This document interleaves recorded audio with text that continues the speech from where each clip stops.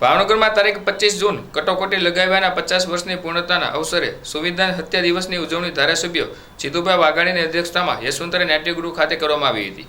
આ કાર્યક્રમમાં ધારાસભ્ય જીતુભાઈ વાઘાણીએ જણાવ્યું હતું કે 25 જૂન 1975ના રોજ દેશમાં અમલમાં મુકાયેલ આંતરિક કટોકટીની સ્થિતિમાં કાયદાનો દુરુપયોગ કરીને તત્કાલિક સરકાર દ્વારા હજારો લોકો, સામાજિક કાર્યકરો, લોકો, નેતાઓ અને સામાન્ય નાગરિકોને જેલમાં નાખવામાં આવ્યા હતા। 25 જૂન 2025ના રોજ દેશ પર લદાયેલ આંતરિક કટોકટી 50 વર્ષ પૂર્ણ થવાના અવસર પર લોકશાહી માટેના એક કાળા દિવસને યાદ કરતા સંવિધાન હત્યા દિવસનો કાર્યક્રમ યોજાયો હતો।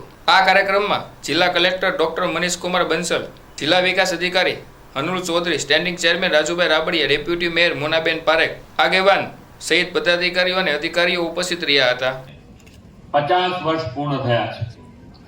વિશ્વ નેતા અને યશસ્વી વડાપ્રધાન શ્રી નરેન્દ્રભાઈ મોદીના નેતૃત્વમાં વલણ કરે સંવિધાનની ચર્ચા, સંવિધાનની વાતો, તમે બધા નાગરિક તરીકે આનાથી ઉપર કોઈ નથી અને સંવિધાનથી ઉપર જવાનો જેમણે પ્રયાસ કર્યો છે એમને દેશની જનતાએ આવા નિશાવાસીઓ 11 મહિના જેલમાં રહીને એમને પ્રતીતિ કરાવી છે। ભવિષ્યમાં કોઈ આ પ્રકારે ઉભા ન થાય ને સંવિધાન માટેનું શિક્ષણ અને લોક જાગૃતિનું કામ એ અવિરતપણે શરૂ રહેવું જોઈએ।